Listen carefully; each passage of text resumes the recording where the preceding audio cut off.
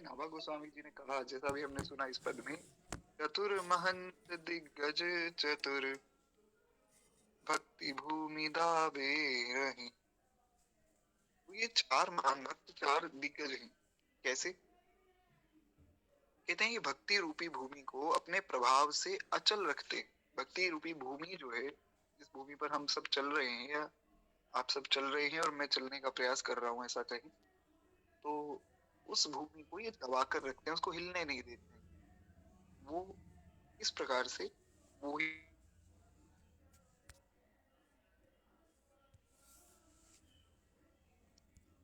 नारायण। कहते हैं कोई भी विधर्मी भक्ति का थोड़ा भी विरोध अथवा खंडन करने का साहस नहीं करता है।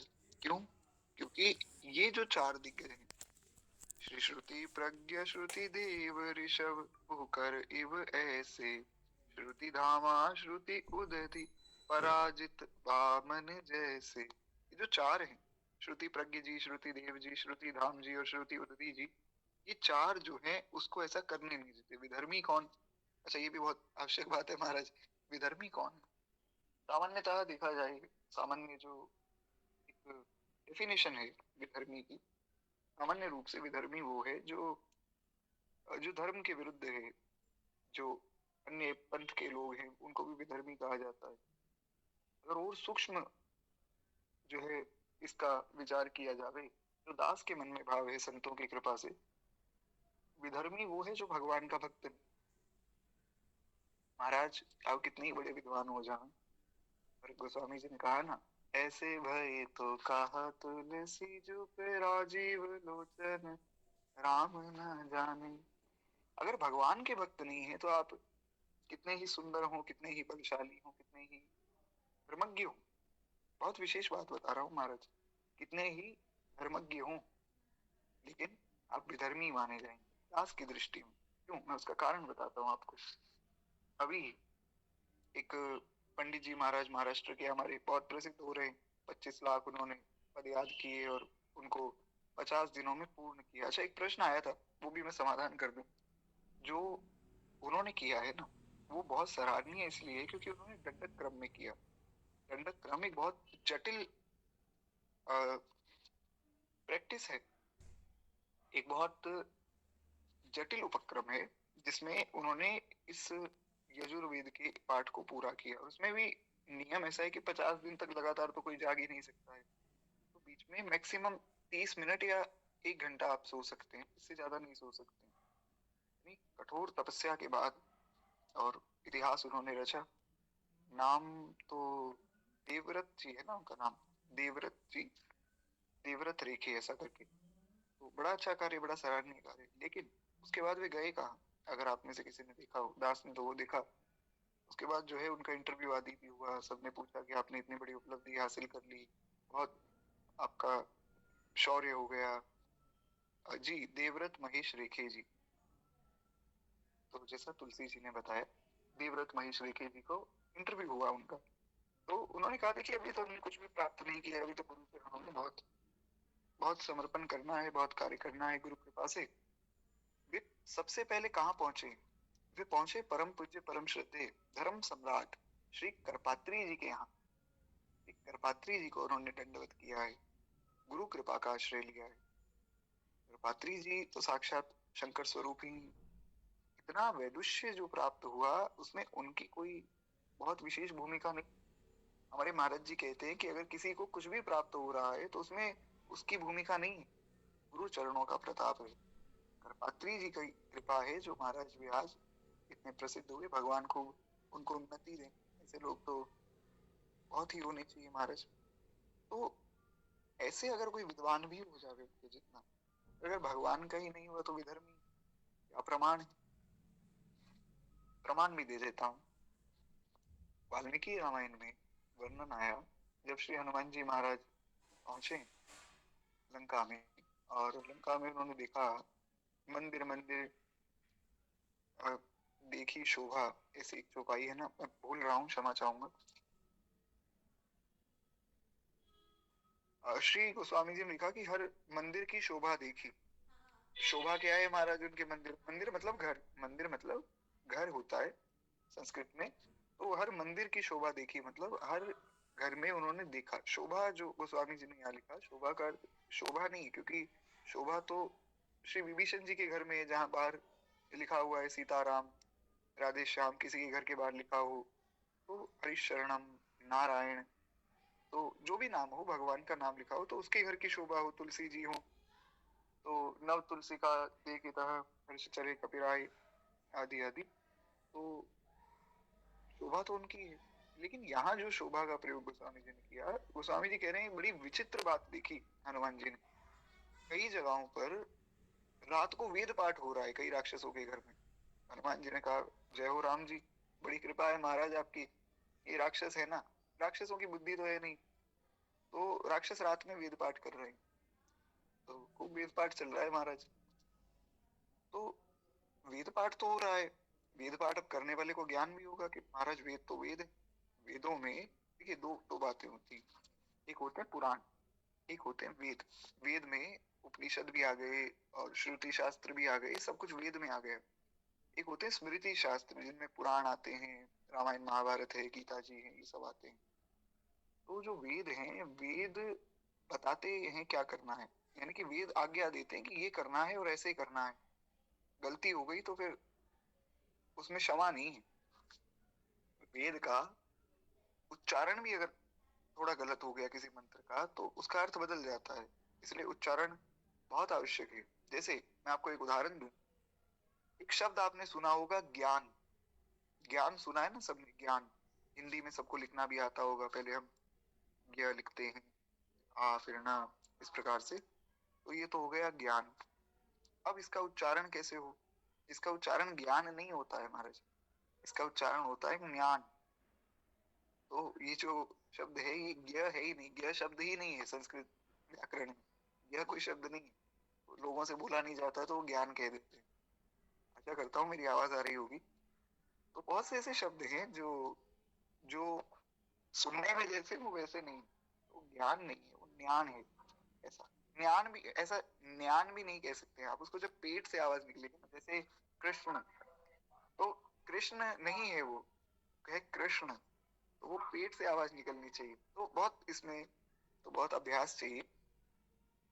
मूल रूप से अगर वेद में कुछ त्रुटि हो जावे तो वो अक्षम्य हो जाती है, उसका फिर बहुत बड़ा प्रायश्चित है। लेकिन पुराण जो है, पुराण हमारे एक संत हैं, वे ऐसा समझाते हैं, समझाने के लिए कहते हैं कि वेद तो हो गए आज्ञा देने वाले, लेकिन पुराण है मित्र की तरह, मित्र की भांति पुराण समझाते हैं कि देखो ऐसे ऐसे ये कथा है, ऐसे ऐसे इनके जीवन में हुआ। जैसे एकादशी है, तो एकादशी का व्रत करने से भी, मोक्षदा एकादशी जो है उसका व्रत किया सबने, जो भी नियम आदि पालन किए, तो उसमें कथा आ गई कि ऐसे ऐसे ये कथा है, इस प्रकार से इनको मोक्ष मिला, तुम्हें भी मोक्ष मिलेगा, तुम भी करो, करना चाहिए। और अगर गलती हो गई, पापो हम पाप कर्मा हम पापात्मा पाप संभव त्राहि माम पुंडरीकाक्ष सर्व पाप हरो हरि।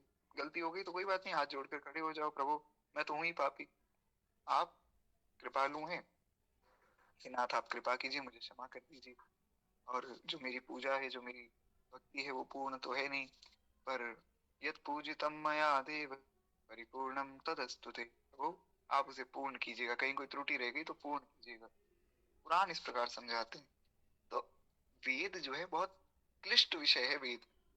अब राक्षसों के यहाँ वेद पाठ हो रहा है, इसका मतलब ज्ञान तो है, ज्ञान नहीं होगा तो वेद पाठ कैसे होगा? लेकिन वो है विधर्मी, क्योंकि उस वेद का उपयोग वो भगवान की भक्ति में नहीं कर रहे। जो ये देवव्रत जी हैं, देवव्रत महेश रेखे जी, इनका एक बड़ा सुंदर वक्तव्य हुआ, वक्तव्य जो इन्होंने दिया इंटरव्यू में, जो इन्होंने बोला, उन्होंने कहा कि उनके गुरुजी ने कहा कि ये कोई प्रसिद्धि पाने के लिए या इसके लिए इन्होंने वेद पाठ नहीं किया है, वेद पाठ केवल धर्म की रक्षा के लिए किया है। वेद में आज्ञा है कि वेद पाठ क्यों करना है, वेद की आज्ञा है, वेद भगवान है, वेद भगवान कहते हैं कि केवल धर्म की रक्षा के लिए वेद पाठ करना है, उसमें तुम्हारा स्वार्थ नहीं होना चाहिए। और वही उन्होंने किया, इसलिए देखिए आप कितना उनकी प्रतिष्ठा भी हो रही है महाराज। वो विधर्मी कौन है? विधर्मी वो है जो भगवान का नहीं, इसलिए ऐसे विधर्मियों का संग त्याज्य है। एक बार प्रेम से बोलिए भक्त वत्सल भगवान की जय। एक भक्त का संग अगर जीवन में हो, उतना ही पर्याप्त है। लेकिन बहुत से विधर्मियों का संग हम कर रहे हैं और बहुत से भक्तों का संग कर रहे हैं, तो भी कहीं ना कहीं कुछ संशय रह जाएगा। लेकिन अगर किसी भी विधर्मी का संग ना करके केवल एक ही भक्त का संग आपने कर लिया, विश्वास मानिए आपका कल्याण हो जाए। जो है संतों की संगति में बहुत आनंद है। इसलिए श्री रविदास जी का पद हमने सुना, जग जीवन श्री राम मुरारी, संगति शरण तुम्हारी, प्रभु जी संगति शरण तुम्हारी।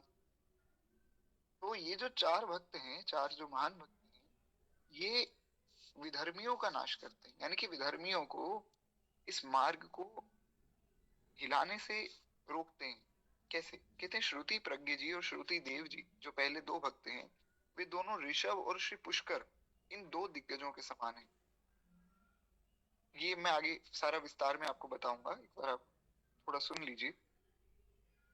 फिर उसके बाद जो तीसरे हैं श्रुति धाम जी और श्री श्रुति उदती जी, ये जो हैं ये पराजित और वामन नाम के दो दिग्गजों के समान थे। ये चारों रामानुजाचार्य जी के गुरु भाई थे। ये अपनी भक्ति निष्ठा और विद्वत्ता के कारण विश्व में विख्यात थे एवं संसार का मंगल करने वाले थे। क्योंकि जब श्री रामानुजाचार्य जी महाराज आए तो आचार्य चरण के काल में बहुत से ऐसे विधर्मियों में बौद्ध हैं और भी बहुत से पंथ है, जैसे आर्य समाज है।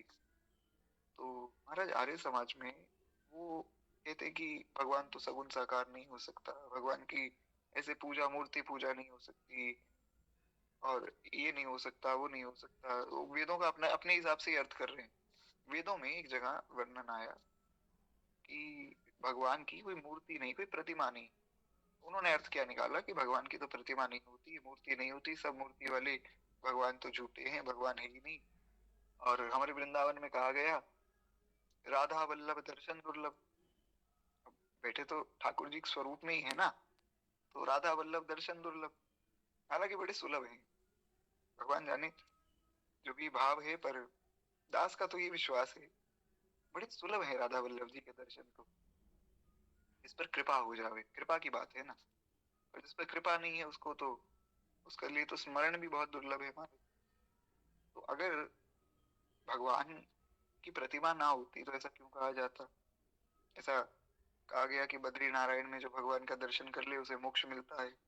जगन्नाथ जी के सामने जाकर जो एक बार कह दे जगन्नाथ जगन्नाथ जगन्नाथ रक्ष माम, जगन्नाथ जगन्नाथ जगन्नाथ पाहि मां, जगन्नाथ रक्ष माम जगन्नाथ पाहि मां, उसको पुनः नहीं आना पड़ता है। ये सब बातें क्यों कही गई? क्योंकि वहां पर जो अर्थ है वो अर्थ का अनर्थ किया गया। इसका अर्थ ये है कि भगवान की कोई प्रतिमा नहीं है, यानी कि एक प्रतिमा नहीं कि ऐसे ही दिखते हों।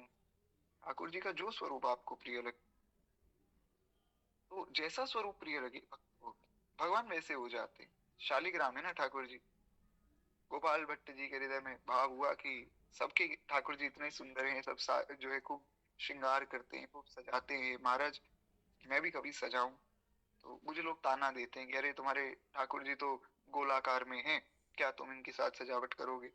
प्रभु कभी मेरे लिए भी आप प्रकट हो। बस इतना भाव किया, गोपाल भट्ट जी सो गए और ठाकुर जी प्रकट हुए। श्री गोपाल भट्ट जो हृदय वेदना, प्रगट्यो शालिग्राम। ठाकुर जी शालिग्राम जी से प्रकट हुए। बड़ा सुंदर स्वरूप, बड़ा मनमोहक स्वरूप भगवान ने धारण किया। तो अब तो जगत विदित है स्वरूप। श्री राधा रमन लाल की जय। तो इस प्रकार से भगवान भक्त की भावना के अनुरूप अपनी अपनी प्रतिमा बना लेते हैं, अपना रूप बना लेते हैं। इसलिए भगवान को कहा गया कि उनकी कोई प्रतिमा नहीं है, कोई ऐसा नहीं कि ऐसे ही दिखते होंगे, जैसा जैसा जो भक्त भाव करे। सखी मोहे राम रूप भावे, अग्र स्वामी जी का एक पद है, सखी मोहे राम रूप भावे। मिथिला की सखियां कह रही हैं कि सखी मोहे राम रूप भावे। जो ये राम जी हैं, इनका स्वरूप मुझे बहुत प्यारा लगता है। अब कोई कहे कि मुझे तो कृष्ण बहुत प्यारे लगते हैं, तो भगवान उस रूप में आ जाते हैं। इसलिए भगवान के जो स्वरूप हैं वो भक्त की भावना के अनुरूप होते हैं, इतनी सी बात है। तो इसलिए विधर्मी वो भी है जो अर्थ का अनर्थ करे। तो मुख्य बात ये, मूल बात ये, सार बात ये है कि संतों की बात हम माने, संतों को ही सुने। बाकी कोई कुछ भी कहे, कुछ भी बतावे, हमें प्रणाम करना चाहिए, सुनना नहीं चाहिए। जैसे मैं आपको एक उदाहरण दूं, आशा करता हूँ कि मेरी आवाज जो है क्लियर आ रही होगी सबको। एक व्यक्ति हैं, हमारे ग्रुप के ही हैं, नाम तो किसी का लेना नहीं है क्योंकि निंदा स्तुति करने थोड़ी बैठे हैं। एक उदाहरण दे रहा हूं मैं बस। उनका ये भाव है कि मुझे सहचरी भाव प्राप्त हो जावे महाराज। तो उनका प्रश्न आया, बोले भैया सहचरी भाव कैसे प्राप्त होता है? मैंने कहा महाराज जिनको हुआ उनसे पूछिए, मुझे क्या पता, मैं तो सेवक ही नहीं बन पाया। सहचरी भाव तो बहुत ऊंची बात है, अरे तो अधिकार की बात है नहीं। बोले नहीं, मैंने पूज्य प्रेमानंद बाबा को सुना है, वो कहते हैं सहचरी भाव जो है, आ, आप दीक्षा लीजिए, फिर मंत्र जप कीजिए, उससे सहचरी भाव प्राप्त होगा। तो मैंने कहा जब आपने बाबा को ही सुन लिया, तो मुझे प्रेमानंद बाबा ने बता दिया, तो उसके बाद मुझसे पूछने की आवश्यकता थोड़ी, फिर तो आप बाबा की बात मानिए, वैसा ही कीजिए जैसा भी कहें। बोले लेकिन मैं तो जो है वैष्णव संप्रदाय में दीक्षित हूँ, तो मैं वहां कैसे दीक्षा ले लूं? मैंने कहा महाराज वो भी वैष्णव संप्रदाय ही है, पर ये है कि अगर आप पहले से ही दीक्षित हैं तो कोई बात नहीं। जो आपके गुरुजी ने आपको मंत्र दिया, जो गुरुजी ने उपासना बताई, आप उस पर चलते रहिए, आपके भाव की पूर्ति हो जाएगी। ऐसा दास ने गुरुजनों से सुना है। क्योंकि गुरु बदला नहीं जाता है, गुरु को ही बदल दिया तो फिर महाराज जीवन में रह क्या गया। एक व्यक्ति आए हमारे महाराज जी के पास एक दिन, महाराज जी की कथा में, बोले गुरुजी हमारा बड़ा भाव है आपसे दीक्षा लेने का। महाराज जी बोले भैया बड़ी अच्छी बात है, पहले कहीं से दीक्षित हो। तो महाराज जी सर्वांतर्यामी, सब जानने वाले हैं। पर महाराज जी ने ऐसे ही पूछा सहज भाव से, महाराज जी ने कहा पहले कहीं से दीक्षित हो? बोले हाँ गुरुजी पहले हमारे 6 गुरु रहे। तो महाराज जी ने कहा 6 गुरु हो गए? अरे 6 गुरु कैसे बना लिए तुमने? बोले क्या करें स्वामी जी, जिसको गुरु बनाते हैं उसकी मृत्यु हो जाती है। महाराज जो गुरु बनाए वो मर गए, फिर दूसरे बनाने पड़े। ऐसा उन्होंने बोला, ये उनकी उनकी शब्द हैं, मैं अपने मन से नहीं बोल रहा हूँ, क्योंकि गुरु मरते थोड़ी। उन्होंने ऐसा कहा, बोले जिनको गुरु बनाया वे मर गए। तो महाराज जी ने कहा फिर अब तुम हमें 7वां गुरु बनाना चाहते हो? भैया हमें तो अभी खूब कथा करनी है, खूब आगे भगवान की सेवा करनी है, हम तो नहीं बनेंगे तुम्हारे गुरु जी। तो महाराज जी ने उनको टालने के लिए कह दिया। पर महाराज जी ने बताया कि ऐसे गुरु बदलना ही तो अपराध है, बहुत बड़ा अपराध है, तो गुरु नहीं बदला जाता है। तो मैंने अभी उन्हें यही बात कही, मैंने कहा देखिए आप गुरु मत बदलिए, जो आपको प्राप्त हो गया है वो पूर्ण है। क्योंकि भगवान का ब्रह्म सूत्र तो शुरू इस बात से हुआ, पूर्णः पूर्णमिदं, भगवान पूर्ण है तो उनका भक्त भी पूर्ण है, उनका मंत्र भी पूर्ण है, सब कुछ पूर्ण ही तो है। तो आप निश्चिंत रहिए। उनका हर चौथे दिन एक प्रश्न आता है, वो क्या करते हैं कि हर चौथे दिन कोई ना कोई पूज्य श्री प्रेमानंद बाबा की वीडियो देख लेते हैं। उसमें बाबा बता रहे होते हैं कि भैया सहचरी भाव प्राप्त करने के लिए आपको जो है शरणागति मंत्र लेना है, फिर निज मंत्र लेना है, फिर निज मंत्र का जप करना है, फिर उपासना पद्धति ऐसी ऐसी है, ऐसी सेवा करनी है, वो सब बातें बताते हैं। और वो घबरा जाते हैं कि अरे हम तो यहाँ पे दीक्षित हैं, अब हम क्या करें। तो कल उनका फिर से प्रश्न आया। तो कल भी मैंने कहा देखिए दो टूक शब्दों में मैं एक बात कहना चाहता हूँ, ठीक है, आपको अगर स्वीकार्य हो तो ठीक है, नहीं हो तो जैसी राम जी की इच्छा। महाराज ऐसा है कि बार बार गुरुजनों में अविश्वास करोगे तो सहचरी भाव मिले या स्वर्ग मिले या मृत्यु लोग भी मिल जाए वो भी कठिन है, वो नर्क मिलेगा सीधा। अगर गुरु जी की बात मान लोगे दो टूक शब्दों में, तो आपको सहचरी भाव मिल जाएगा। तो इसलिए अपने गुरु जी की बात मानो, मंत्र जपो, उससे काम मिल जाएगा। तो बात है विश्वास की, ये मार्ग ही विश्वास का है, इसमें कोई किंतु परंतु नहीं चलता है, केवल विश्वास चलता है। तो ऐसे ही ये जो 4 भक्त हैं, इनका कैसा अद्भुत विश्वास है, वही हमें सुनना है। एक बार प्रेम से बोलिए भक्त वत्सल भगवान की जय।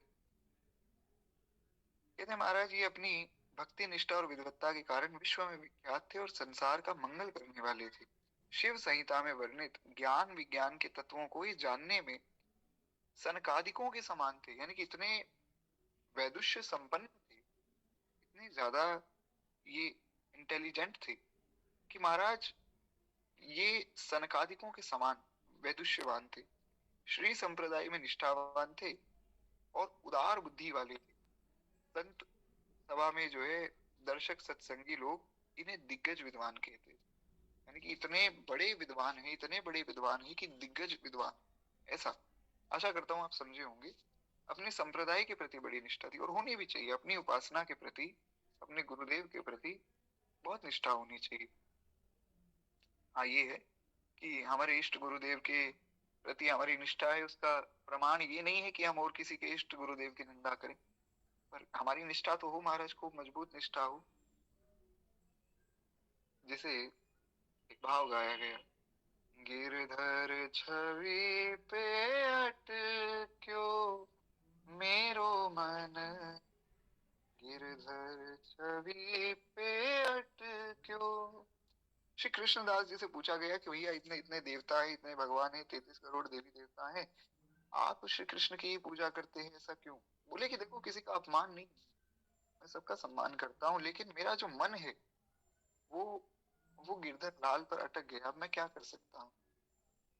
मेरा मन अटक चुका है गिरधर लाल पर। अब गिरधर लाल को छोड़कर दूसरी जगह मेरा मन जाता नहीं, इसलिए मैं पूजा नहीं कर पाता हूँ। मन जाता तो मैं कर लेता। इसलिए श्री पार्वती ने कहा कि अगर आप लोग पहले आ जाते भगवान विष्णु का विवाह का संबंध लेकर, तो मैं विष्णु जी से विवाह कर लेती, लेकिन पहले मेरे गुरु जी ने कह दिया कि शंकर जी से विवाह करना है। अब शंकर जी के पास कुछ है नहीं है, कुछ होगा नहीं होगा, या कुछ था या नहीं था। मुझे इतनी बात पता है कि मैंने शंकर जी को अपना पति मन से मान लिया और मैं अब उनके लिए ही तपस्या करूंगी कि मैं उनको प्राप्त करूं। मेरे मन ने उनको पति मान लिया, मैं दूसरे को नहीं दे। ये है निष्ठा, इसमें किसी का अपमान नहीं है। इसमें पार्वती जी ने भगवान नारायण का अपमान नहीं कर दिया, हालांकि नारायण तो उनके भ्रातृ स्वरूप हैं, तो उनका अपमान तो वे वैसे भी नहीं करेंगे, पर ये निष्ठा है, ऐसी निष्ठा होनी चाहिए। इसलिए श्री सूरदास जी ने कहा, सूर कहा कहे द्विविध आंधरो, बिना मोल को चेरो, दृढ़ इन चरणन केरो भरोसो, दृढ़ इन चरणन केरो। तो ये है निष्ठा, यही अनन्यता है। वास्तव में निष्ठा ही अनन्यता जाति। तो इस प्रकार से बात को समझना चाहिए कि इनकी संप्रदाय में बड़ी निष्ठा थी, अपने संप्रदाय में, अपनी उपासना पद्धति में, गुरु वचनों में, और इस प्रकार से इनकी बहुत निष्ठा थी।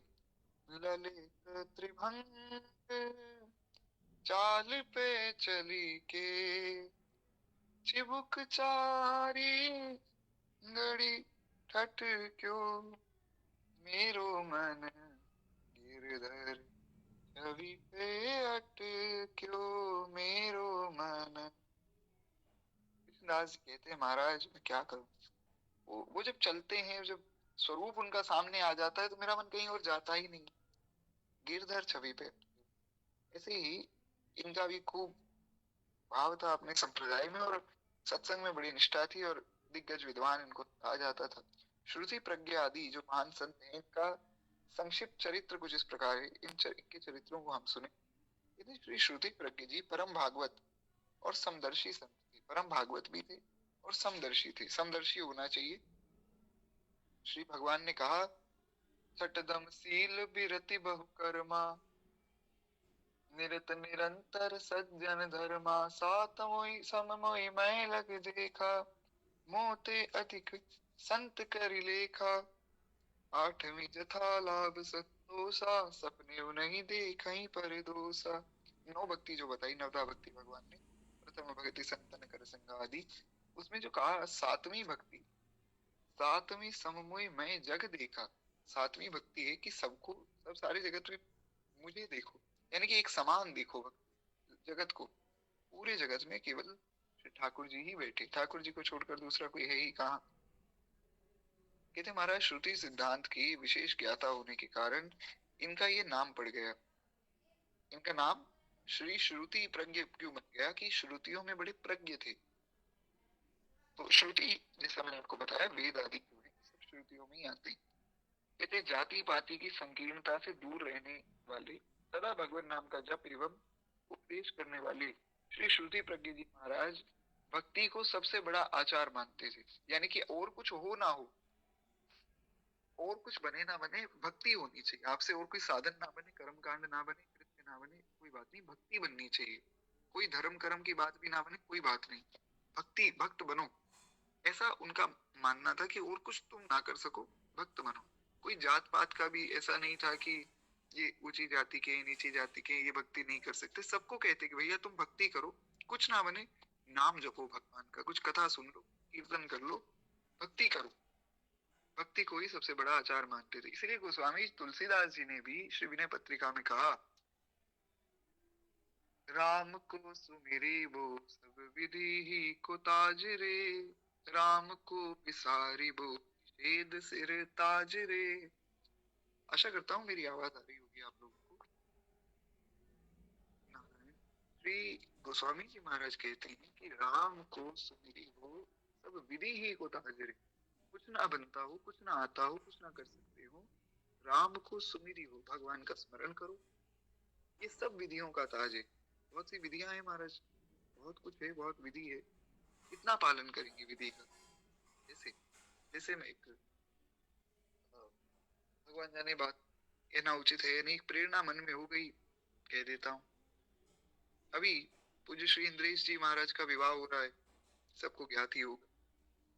उस विवाह में एक बात हुई, एक भैया है, वे शैव परंपरा के अच्छे हैं, कोई उनके अपमान के भाव से ना तो मैं कह रहा हूँ और ना ही आपको सुनना चाहिए, मैं केवल एक बात निवेदन कर रहा हूँ। पूज्य श्री इंद्रेश जी महाराज का विवाह हुआ तो उन्होंने एक रील शेयर की और उसमें उन्होंने लिखा कि विवाह से पूर्व जो है वर और वधू मिले और फिर संगीत हो, फिर जो कार्यक्रम हो रहे हैं, जो भी कुछ हो रहा है, ये सब कार्यक्रम हो, क्या ये शास्त्रीय पक्ष है? शास्त्रीय पक्ष तो ये कहता है विवाह से पहले वर और वधू ना मिले। तो भगवान जाने उन्होंने इंद्रेश जी महाराज के विवाह को सही कहा है गलत, ना ही हम लोग उस विषय पे चर्चा करना करेंगे, क्योंकि यहाँ केवल भगवत चर्चा के लिए बैठे। मैं केवल एक बात इसलिए निवेदन कर रहा हूँ, इसको अन्यथा मत लीजिएगा, ना ही हम किसी की निंदा के भाव से कह रहे हैं। उन्होंने जो बात कही ठीक है, हो सकता है वो बात ठीक हो, शास्त्रीय पक्ष के अनुरूप भी ठीक हो, लेकिन कितना एक व्यक्ति पालन करेगा, कहाँ तक पालन करेंगे महाराज? बहुत विधि है, विधि इतनी अधिक है, इतनी अधिक है कि उसको पूर्णतः पालन कर पाना असंभव है। इसका ये मतलब भी नहीं कि हम पालन ना करें, इसका ये मतलब नहीं कि विधि का पालन ही ना हो, खूब पालन हो, जितना बन सके उतना पालन हो। अगर कहीं कुछ त्रुटि रह जावे तो पूर्ण कैसे होगी, जीवन में पूर्णता कैसे आएगी? जीवन में पूर्णता आएगी साधु संग से, भक्तों के संग से, भगवान के भजन से। इसलिए राम को विसारी भो निषेध सिर ताज रे, बहुत अच्छे से विधि का पालन कर दिया तो भगवान को ही भूल गए तो सब व्यर्थ हो गया, सब धूल हो गया। गोस्वामी जी कहते कितना ही विधि से पालन कर लो। इसलिए जो वैदिक मंत्रोच्चार है उसमें भी प्रणव जो है, प्रणव का उच्चारण अब मैं तो नहीं कर सकता हूँ, अधिकृत नहीं हूँ, पर उसमें सबसे पहले हरि, हरि शब्द का प्रयोग किया जाता है। इसलिए भगवान का स्मरण बहुत आवश्यक है। इसलिए श्री सनकादिक जो है वे गाते ही केवल भगवान का नाम है। सनकादिक तो परम प्रकांड पंडित हैं, परम विद्वान हैं, सारे वेदों के ज्ञाता होने के बाद सार क्या निकला उन वेदों का? हरि शरणम, हरि शरणम, हरि शरणम, हरि शरणम, यही एक मंत्र है प्यारा, हरि शरणम, हरि शरणम, हरि शरणम, हरि शरणम, हरि शरणम, हरि शरणम, हरि शरणम। उनका कीर्तन ही है, वो दिन रात हरि शरणम का ही कीर्तन करते हैं। एक बार प्रेम से बोलिए वत्सल भगवान की जय। पूज्य श्री गुरुदेव भगवान को आप लोगों ने यथा कथा सुना होगा। महाराज जी की कहीं आप कथा सुनेंगे, महाराज जी बहुत सुंदर सुंदर जो है मंत्र आदि का उच्चारण करते हैं। मंगलाचरण में बहुत बहुत अद्भुत महाराज जी मंत्र बोलते हैं, मंत्र नहीं श्लोक बोलते हैं, क्षमा चाहूंगा, बहुत अद्भुत श्लोक महाराज जी बोलते हैं, बहुत सारे श्लोक बोलते हैं महाराज जी। खूब लंबा मंगलाचरण है महाराज जी का, लेकिन सब पूर्ण करने के बाद महाराज जी की बात कहते हैं, हरीश शरणम। और जैसे ही हरीश शरणम कहकर महाराज जी कथा शुरू करते हैं, उसके बाद तो फिर क्या कहना, महाराज जी तो महाराज जी। एक बार प्रेम से बोलिए श्री सदगुरुदेव भगवान की जय। तो सबका सार हरीश शरण। तो ऐसे ही ये श्रुति प्रज्ञ जी भी सबको ये समझाते हैं, भैया और कुछ बने ना बने, भजन करो, भजन से कल्याण होगा, खूब भजन करो। इसलिए जो है भक्ति भूमि दिग्गज इनको कहा गया, भक्ति भूमि दिग्गज, यानी कि भक्ति भूमि के दिग्गज हैं। वैसे ही श्रुति प्रज्ञ जी भक्तों को अचल रखने वाले थे। तत्कालीन विधर्मी जो है उनके कारण समाज से भक्तों को उन्मूलन नहीं कर सके। दिग्गज क्यों कहा गया, क्योंकि बहुत से विधर्मी हैं जो भक्तों को उल्टी सीधी बातें कहकर उनके मार्ग को बहला देते। मुझे केवल एक मिनट दीजिए। नारायण। आशा करता हूँ मेरी आवाज आ रही होगी आप लोगों को। बहुत से ऐसे लोग हैं जो भगवान के भक्तों को कुछ उल्टी सीधी बातें बताकर उनको गलत राह पर ले जाते हैं। तो जैसे कोई कहे कि अरे महाराज कुछ नहीं होता प्याले सुन पाने से, ये तो साधु हैं, साधुओं को तो कोई और काम है नहीं, ऐसे ही बोल देते हैं।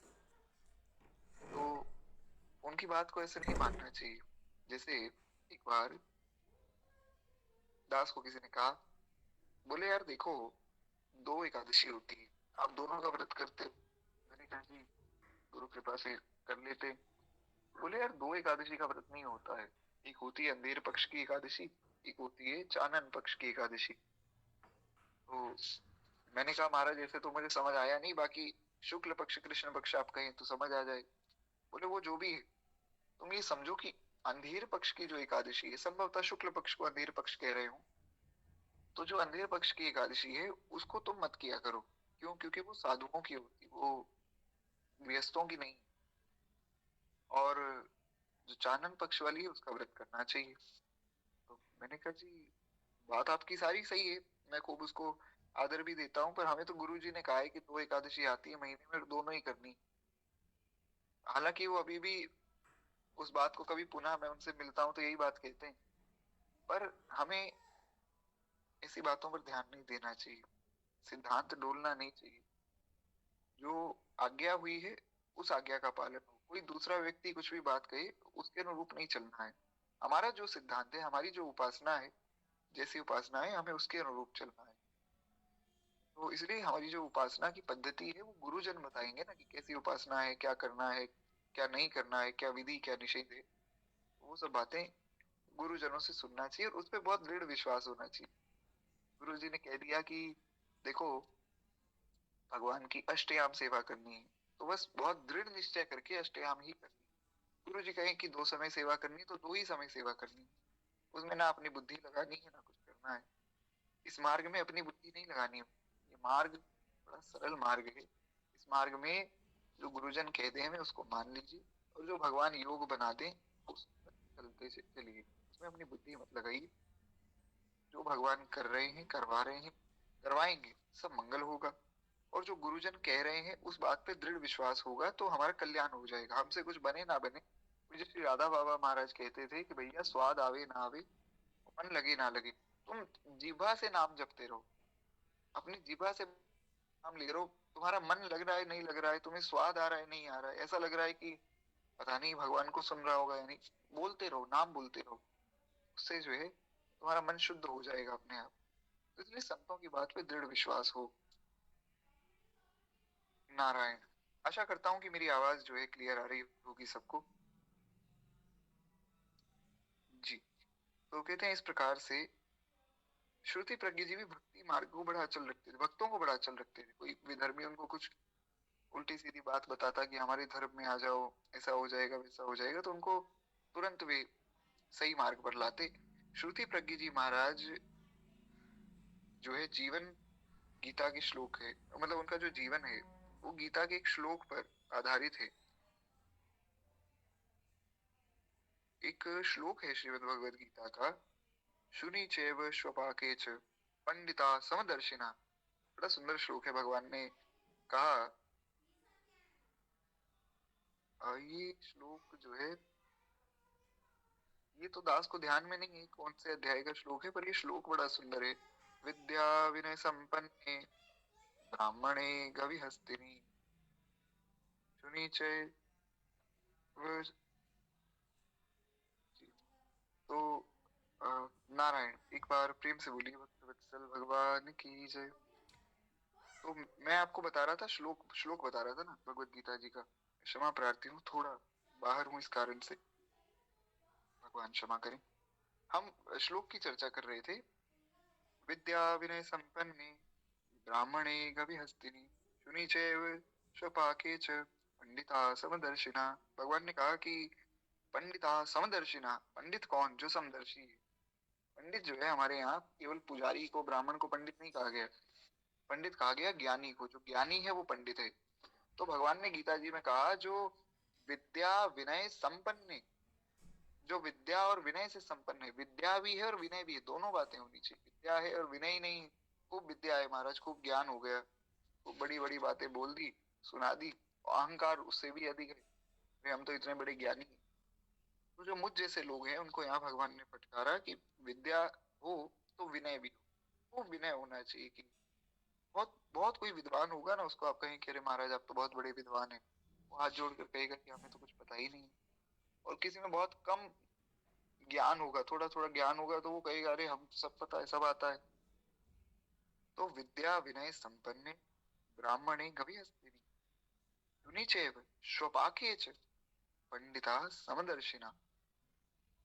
तो समदर्शी होना चाहिए व्यक्ति, विद्यावान होना चाहिए, गुणी होना चाहिए, सरल स्वभाव होना चाहिए, उसका शील स्वभाव होना चाहिए, और आहार आदि जो है बहुत संयुक्त होना चाहिए, उसका बहुत संयमित होना चाहिए, क्षमा चाहूंगा।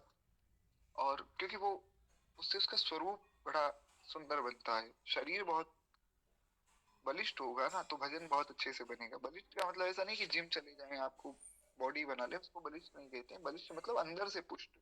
अंदर से जब शरीर पुष्ट होता है ना, तो उससे क्या है कि फिर मन प्रसन्न रहता है। मन प्रसन्न रहता है तो भजन में खूब आनंद बढ़ता है। इसलिए आहार विहार निद्रा आदि का भी बहुत विचार किया गया हमारे शास्त्रों में।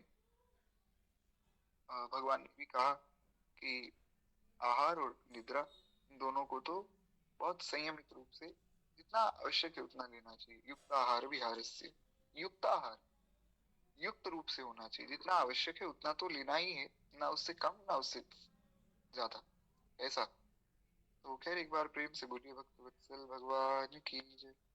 अब हम लोग थोड़ा और आगे बढ़े, और मुझे केवल एक मिनट दीजिए।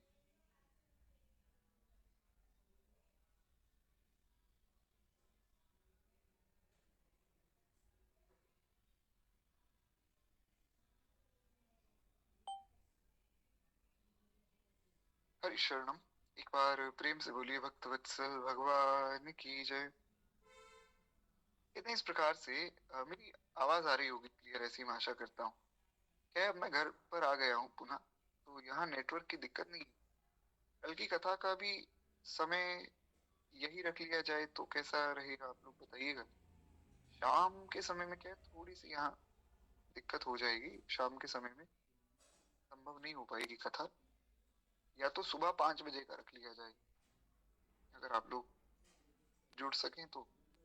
नहीं तो फिर ये समय रख लेंगे, जैसा सबको अनुकूल हो बताइएगा। क्योंकि पहले तो कथा सुबह 5 बजे ही होती थी महाराज, पर ठीक है, जैसे सबकी अनुकूलता हो, वो हम कथा के विश्राम में फिर चर्चा कर लेंगे उस पर, क्या समय रखना चाहिए। नारायण। कहते हैं कि आप जो है श्री श्रुति देव जी, श्रुति रंग जी का चरित्र हम सुन रहे थे। तो कहते हैं आप स्वपच तक में अपने आराध्य प्रभु का दर्शन करते। स्वपच मतलब चांडाल, चांडाल में भी अपने आराध्य का दर्शन कर लेते। कहते हैं कि एक बार महाप्रभु जगन्नाथ जी का दर्शन करने के लिए ये श्री जगन्नाथ धाम नीलाचल जा रहे थे। जब पुरी से वे कुछ दूरी पर थे तो उन्हें उधर से एक स्वपच भगवान जगन्नाथ स्वामी का दर्शन करके लौटता हुआ दिखाई दिया। अब कितनी सुंदर बात। उन्हें उधर से एक स्वपच भगवान जगन्नाथ स्वामी का दर्शन करता हुआ लौटता दिखाई दिया। यानी कि वे स्वपच को भी भगवान कहकर ही संबोधित करते थे, आओ स्वपच भगवान। ऐसा, ये है निष्ठा, ऐसी निष्ठा हो। तो कहते हैं कि जगन्नाथ जी का दर्शन करता हुआ एक स्वपच लौटता हुआ दिखाई दिया, तो उसके हाथों में भगवान का प्रसाद था। वो जो स्वपच था उसके हाथ में भगवान का प्रसाद था। तो उस स्वपच ने जब श्रुति प्रज्ञ जी को देखा तो उसका हृदय श्रद्धा से अत्यंत गदगद हो गया, बहुत गदगद हुआ महाराज, बहुत प्रसन्न हुआ उसका हृदय उस चांडाल का, उस स्वपच का, कि अभी भगवान का दर्शन करके आया, अब भक्त का दर्शन हो गया, इससे बड़ी कृपा क्या होगी। भगवान की कृपा से ही तो भक्त मिलते हैं ना। हमने सुना कि जब द्रवहि दीन दयालु राघव साधु संगति पाई, जिहि दरस परस समागमादि पाप राशि नसाई। जब द्रवहि दीन दयालु राघव, स्वामी जी ने कहा जब द्रवहि दीन दयालु राघव तब साधु संगति पाई। तो ये बड़ा प्रसन्न हुआ कि महाराज मुझे भक्त का दर्शन हुआ भगवान के। उसे लगा कि मैंने जो महाप्रभु का दर्शन किया था उसके पुण्य स्वरूप में मुझे इनका दर्शन हो गया। राम ते अधिक राम कर दासा, हनुमान जी ने कहा मोरे मन प्रभु अस विश्वासा, राम ते अधिक राम कर दासा। श्री भरद्वाज जी ने कहा, भरद्वाज जी ने कहा कि अभी राम जी आए यहाँ हमारे यहाँ रुके प्रयाग में, फिर वे वन चले गए। आज मैं ये सोच रहा था, मतलब भरद्वाज जी ऐसा कहते हैं, श्रीमद रामचरितमानस जी का प्रसंग है। आप में से जो लोग रामचरितमानस जी को नित्य पढ़ते हैं, जिन्होंने यदा कदा पढ़ा है सुना है, उनको पता होगा भगवान जब पहुंचे हैं पंचवटी में, उससे पूर्व में भगवान सब भक्तों को दर्शन देते देते चले। तो भरद्वाज जी के यहाँ जब रुके प्रयाग में, भरद्वाज मुनि बसहि प्रयागा, प्रयागराज में भरद्वाज जी का आश्रम है, तो भरद्वाज जी के यहाँ भगवान रुके। उसके बाद फिर भैया भरत चले, भरत चले चित्रकूट हो रामा, राम को मनाने। भरत जी चले हैं राम जी को मनाने, तो भरद्वाज जी के आश्रम भरत जी भी रुके। तो भरद्वाज जी ने कहा भरत जी एक बात कहूं। भरत जी ने कहा महाराज आज्ञा कीजिए। बोले देखो अभी राम जी आए, राम जी यहाँ रुके हमारे यहाँ, खूब आनंद हुआ, राम जी जानकी जी लक्ष्मण जी सब आए। मैं सोच रहा था कि मैंने जीवन भर जितना पुण्य किया, जितने व्रत किए, जितना तप किया, प्रयाग में स्नान किया, संगम स्नान किया, खूब नाम जप किया, आदि आदि सब किया, उसका फल स्वरूप मुझे क्या मिला। सुंदर सहज राम वैदेही, राम और वैदेही दोनों में आकर युगल सरकार ने दर्शन दिया। बोलिए श्री युगल सरकार की है। तो दोनों स्वरूपों में श्री ठाकुर जी का दर्शन हुआ, लखन लाल जी का भी दर्शन हुआ साथ में। लाल लाडिले लखन, श्री गोस्वामी जी ने विनय पत्रिका में कहा लाल लाडिले लखन, भगवान के अत्यंत लाडले श्री लखन लाल जी का भी दर्शन हुआ। उसके बाद मेरे मन में भरत जी एक बात आई कि मैंने जीवन भर की तपस्या का फल पाया कि मैं राम जी का दर्शन कर पाया। अब मैंने ये सोचा कि राम जी का दर्शन, किशोरी जी का दर्शन, उसका भी कोई फल हो सकता है क्या, फल का भी कोई फल होगा। अच्छा मैं आपसे प्रश्न करता हूँ, क्या आपको लगता है कि किसी फल का भी कोई फल हो सकता है। आपने एक आम का पेड़ देखा, अभी बहुत सुंदर उदाहरण है, बहुत सोच समझ के जवाब दीजिएगा। आपने एक आम का पेड़ देखा, उस आम के पेड़ पे आपको एक फल दिखा जो कि है आम, तो पेड़ का फल हो गया आम। क्या आम का कोई फल हो सकता है। क्या आप लोगों को कुछ ऐसा विश्वास है कि महाराज फल का भी कोई फल हो।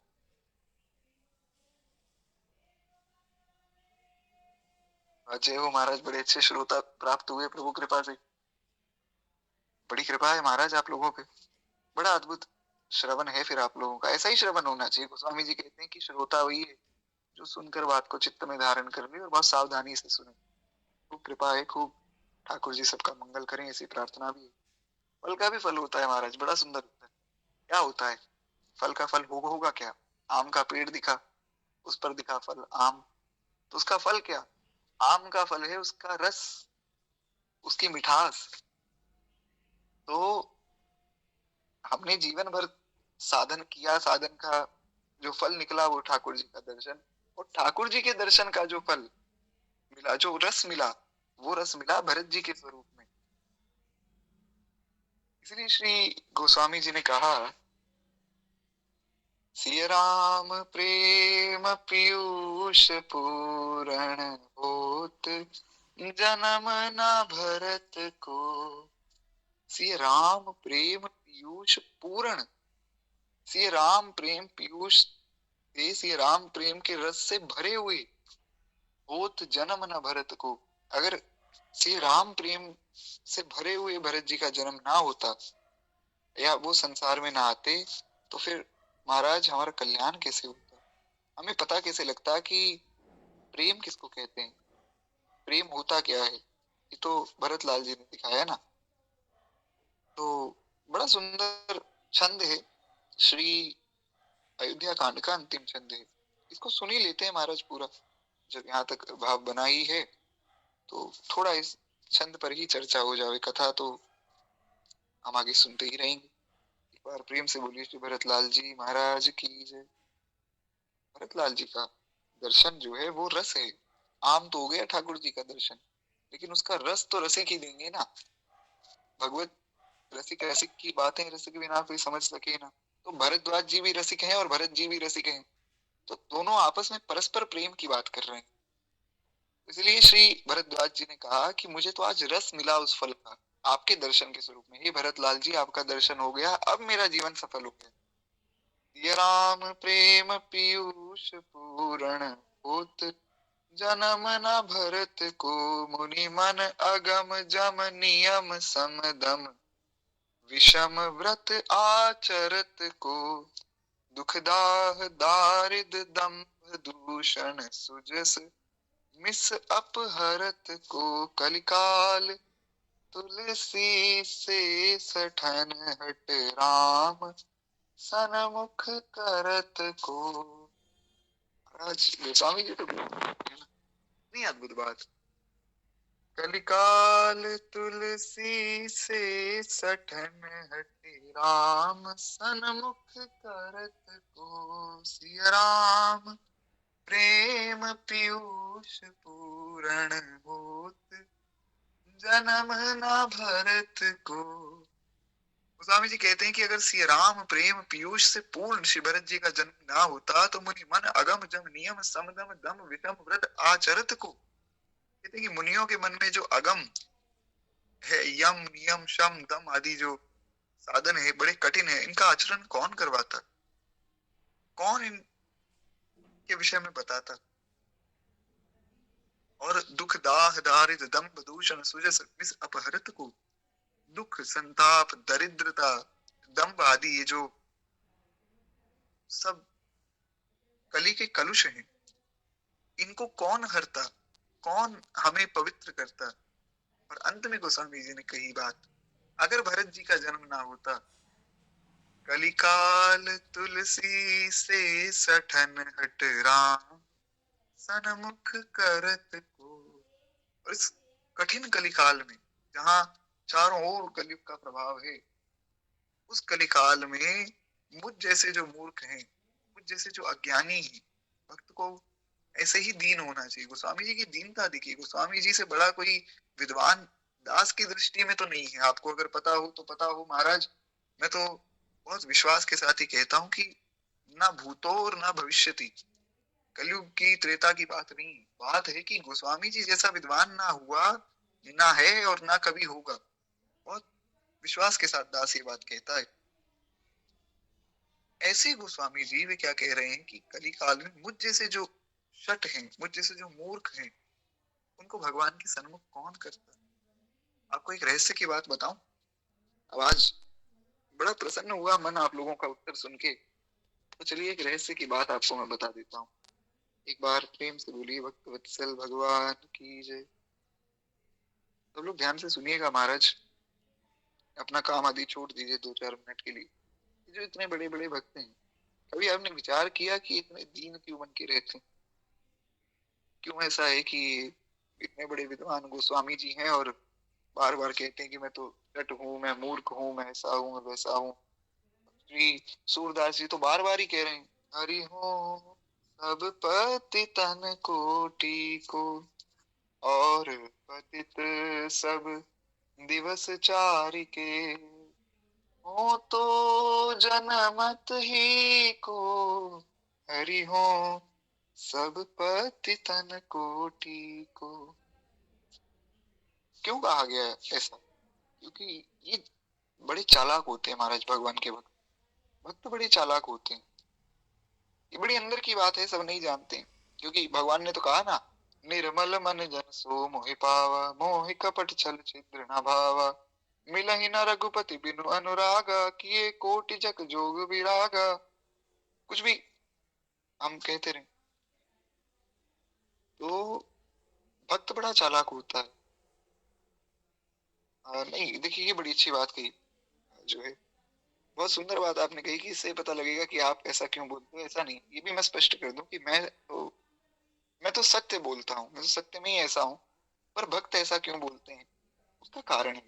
भगवान के भक्त ऐसा इसलिए बोलते हैं महाराज, क्योंकि भक्त बड़े चालाक होते हैं। भक्त को पता है कि अगर मैं अपना अभिमान करूं तो फिर तो भगवान कहेंगे ठीक है, फिर अपने अनुरूप आ जाओ, यहाँ आ सकते हो। लेकिन अगर मैं दीन हो जाऊं, एकदम छोटा बालक बन जाऊं, प्रभु मुझे तो कुछ नहीं पता, जो चल रहा है जैसे चल रहा है आप जानो। माधव दास जी का महाराज वेश्या का संग हो गया। माधव दास जी उठे, सुबह उठे तो दिखा रहे जगन्नाथ जी की रथ यात्रा है। दौड़े महाराज माधव दास, ये नहीं सोच रहे हैं कि मैं वेश्या का संग करके आया हूँ। भक्त के मन में ये बात कहा, जो हो गया तो प्रभु आप जानो, आपके शरणागत है, आपने ऐसा क्यों किया मन में महाराज। महाराज मेरी गलती थोड़ी, मैं तो शरणागत हूँ। और सावधानी से सुनने का भाव है महाराज। सब लोग अपना जो भी काम कर रहे हैं 2-4 मिनट के लिए छोड़ दीजिए। ये बातें मैं इसलिए कथा में नहीं कहता हूँ, इसको अन्यथा मत ले लीजिएगा। हमारे गुरुदेव भगवान कहते हैं कि करके देख लो, लेकिन छाती बहुत करड़ी करनी पड़ेगी, बहुत परीक्षा हो जाएगी इस बात में, इसलिए बहुत सावधानी से सुनिएगा, इसको अन्यथा मत लीजिएगा। या तो पूर्ण विश्वास हो कि प्रभु जो हो रहा है जीवन में, मैं श्वास भी ले रहा हूं तो आपकी इच्छा से ले रहा हूँ, या तो ये हो। और अगर ये हो कि नहीं अच्छा काम हो गया तो ठीक है भगवान की इच्छा से, बुरा हो गया तो मेरे मेरे मेरा दोष है, तो फिर बात नहीं बनेगी, फिर ये वाला भाव नहीं आ पाएगा। बहुत अंदर की बात, बहुत गुप्त रहस्य है, भक्तों का रहस्य है। तो इसलिए बहुत कठोर करके अपनी छाती को इस बात को सुनिएगा। एक बार सब लोग प्रेम से बोलिए, भक्त वत्सल भगवान की जय। महाराज माधव दास जी ये चिंतन नहीं कर रहे हैं कि मैं एक वेश्या का संग करके आया। माधव दास जी ने कहा कि प्रभु मेरा मन आपके होते वेश्या की तरफ गया क्यों महाराज। गया तो कुछ ना कुछ आपकी लीला है, आप जानो, आपकी लीला आप जानो, उसमें कुछ बुरा नहीं, बुरा नहीं है इसमें कुछ भी, क्योंकि आपकी लीला है। भगवान लीला करना चाहते थे तो कर दिया, हम जैसा आप चला रहे हो चल रहे हैं। दौड़े हैं कि रथ यात्रा में जगन्नाथ जी के पास पहुंच जाऊं, लेकिन भगा दिया गया। अरे वैश्या का संग करके आए हो, शास्त्र विरुद्ध कार्य किया, भागो यहाँ से। लेकिन माधव दास तो माधव दास है ना, भगवान के भक्त हैं। लौट गए महाराज, अपने ही जगन्नाथ के स्वरूप बना लिए, अपना ही रथ बना लिया मिट्टी से, और खूब जगन्नाथ जी को रिझा रहे हैं। तू न संभाले तो हमें कौन संभाले, जगन्नाथ चका नयन नीलाचल वारे, तू न संभाले तो हमें कौन संभाले। तो ठीक है, से भूल हो गई महाराज, रोने लग गए माधव दास जी, हो गई भूल। और भूल भी आपकी कृपा से ही हुई ना, जब जीवन ही आपको समर्पित है। महाराज जो हुआ सब आपकी कृपा से हुआ, ठीक है भूल हो गई, दंड मिल गया। अब भगवान का रथ रुक गया, रथ आगे ना बढ़े, तो भगवान रोए कि जब तक मेरा भक्त नहीं आएगा, हाथ नहीं लगाएगा, मैं रथ आगे नहीं बढ़ने दूंगा। इतने ही प्रयास कर लिए गए, रथ नहीं बढ़ा आगे। क्योंकि अगर भक्त अपना साधन दिखा दे तो फिर भगवान कहते हैं अपने साधन से आ जाए। लेकिन अगर भक्त माधव दास जी जैसा हो जाए, पूर्ण शरणागत, एक श्वास भी निकली तो प्रभु आपकी कृपा से निकली, मेरे मन में जो भाव आया वो मेरा भाव नहीं, वो प्रभु आपका भाव है, आप जानो। ऐसी जब पक्की निष्ठा हो जाती है ना, तो फिर भगवान सारा कार्यभार संभालते हैं। फिर भक्त इसलिए दीन हो जाता है, भक्त कहता है प्रभु मुझ में तो कुछ है ही नहीं। इसीलिए हमारे वृंदावन में कहा गया ना, मोहे तो भरोसो है तिहारो श्री किशोरी राधे, मोहे तो भरोसो है तिहारो श्री किशोरी राधे। बड़ी सामान्य सी बात है पर बहुत ऊंची बात है। मोहे तो भरोसो है तिहारो, केवल और केवल आपका भरोसा, और कुछ नहीं है। मेरा पूरा जीवन समर्पित है आपको। तो प्रभु, जो मिल रहा है, जो नहीं मिल रहा है, जो हमें साधन बन रहा है, नहीं बन रहा है, वो सब आप जानो। शरीर आपका, संसार आपका, माया आपकी, हम आपके, आपको देखना है। हम तो इतना जानते हैं कि आप हमारे हैं, बस। तो इसीलिए श्री गोस्वामी जी जैसे जो भक्त हैं वो बहुत दीन बन के रहते हैं। यही दरबार दी वो आदर रीति सदा चली आई। इस दरबार में दीन का आदर होता है महाराज। इसलिए श्री गोस्वामी जी बार बार बार बार एक ही बात कह रहे हैं, प्रभु मैं तो साधन दीन, दीन मैं राधे, मैं तो साधनहीन हूँ प्रभु, मैं क्या लेकर आऊं। और यहाँ तक कह दिया श्री सूरदास जी ने कि जेहि तन दियो वाहि विसरायो, ऐसो नमक नाहि मौसम, कौन कुटिल खल कामी, कौन कुटिल खल कामी मौसम, कौन कुटिल खल कामी। बोलिए श्री गोस्वामी तुलसीदास जी महाराज की जय, भक्तवत्सल भगवान की जय। तो बहुत पक्का निश्चय कर लीजिए, वहां से भी निकली तो भगवान की इच्छा से निकली। हमारा कुछ है ही नहीं। जहाँ जब मैं था तब हरि नहीं, और अब हरि है मैं नाही। कबीरदास जी कह रहे हैं अब हरि है तो मैं नहीं हूँ, मैं खत्म हो गया, अब तो हरि ही हरि है। अब हरि चाहे, हमने एक भाव सुना था, जिंदगी की डोर सौंप हाथ दीनानाथ के, महलों में राखें चाहे झोपड़ी में वास। बहुत दृढ़ विश्वास। तो वो जो स्थिति है सब अनुकूल, और जैसी स्थिति है वैसा ही व्यवहार हो। जैसे एक छोटी सी कथा मैं और सुना दूं, और मैं पुनः एक बार निवेदन कर दूं कि बिल्कुल ऐसा मत सोचिएगा कि इन जिन भक्तों का मैंने उदाहरण दिया उन भक्तों में कहीं मेरी भी आप लोग गणना कर लें।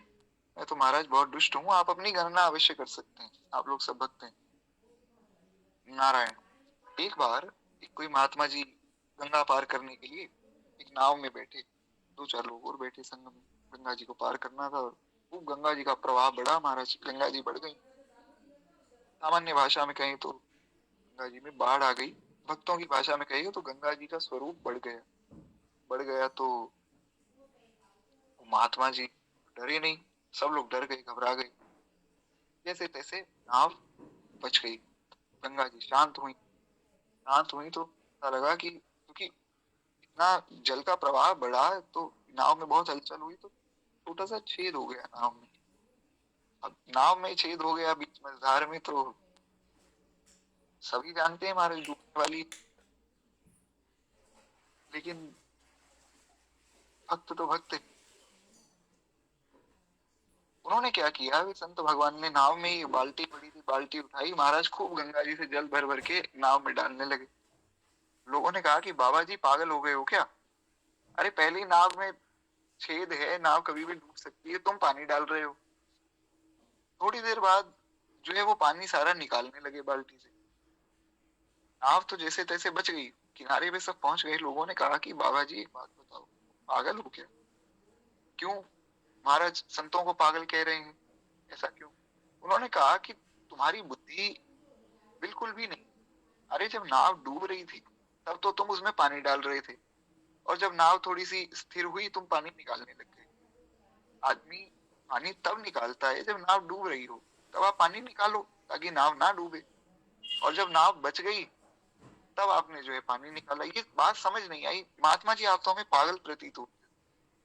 महात्मा जी ने कहा देखो भैया ऐसा है, हम बैठे नाव में, हम बैठे राम जी के भरोसे, राम जी ने ऐसी व्यवस्था कर दी, नाव में छेद हो गया तो हमें लगा राम जी नाव डुबाना चाहते हैं। महाराज हमने कहा जब डुबाना ही है तो हम पूरा सहयोग दें राम जी का, डूबेंगे तो ऐसा डूबेंगे कि कोई डूबा ही ना हो। और फिर जब नाव थोड़ी स्थिर हुई तो फिर हमने पानी निकालना शुरू किया, क्या पता राम जी बचाना चाहते हैं, बचेंगे तो फिर ऐसे बचेंगे जैसे कोई बचा ही ना हो। ऐसा आनंदित जीवन होता है भक्त का। भक्त के जीवन में कोई क्लेश नहीं, कोई कष्ट नहीं, कोई दुख नहीं, कोई पीड़ा नहीं। भक्त के जीवन में तो बस एक ही वस्तु है, वो है आनंद। जो आनंद सिंधु सुख राशि, सी करते त्रैलोक सुपासी, सो सुख धाम राम असनामा। भगवान तो आनंद के समुद्र है, और उन आनंद कंद की शरण में होकर हम जीवन में संशय लेकर बैठे हैं, जीवन में हम परेशानी लेकर बैठे हैं, फिर महाराज किसी शरणागति। तो ऐसा आनंद हो जीवन में, एक बार प्रेम से बोलिए भक्त वत्सल भगवान की जय। नारायण। तो इस प्रकार से बड़ा सुंदर भाव है, पूर्ण विश्वास। काके द्वारे जाए पुकारे, कौन निहार, हम दीन जनन की ओर, श्री राधे कीजिए कृपा की को। हे किशोरी जी, आपको छोड़कर जाए तो जाए कहाँ। तो इस प्रकार से ऐसे ही ये जो संत भगवान थे श्री श्रुति प्रज्ञ जी, ये भी ऐसे ही थे। जगन्नाथ जी से वो स्वपच आया तो इन्होंने प्रणाम किया, आओ स्वपच भगवान। तो स्वपच ने देखा कि मुझे तो आज जीवन की निधि मिल गई, राम ते अधिक राम कर दासा। अभी जगन्नाथ जी का दर्शन करके आया और अभी जो है भक्त का भी दर्शन हो गया।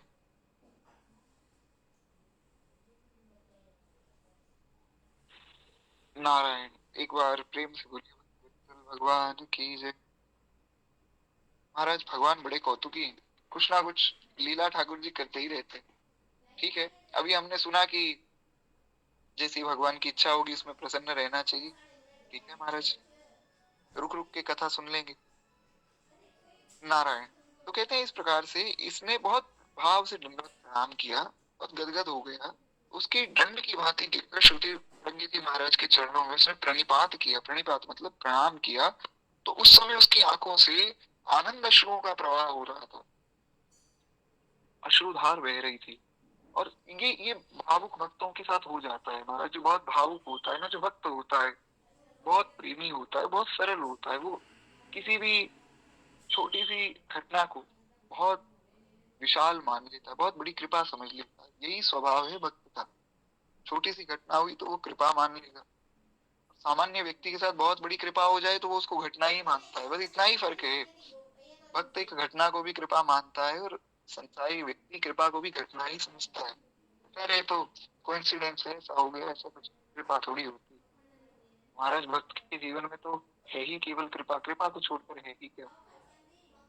करुण कौर कछु करो हाँ स्वामिनी, बेगी देव ब्रजवास, किशोरी तोरे चरण कमल की आस। चरण कमल की आस।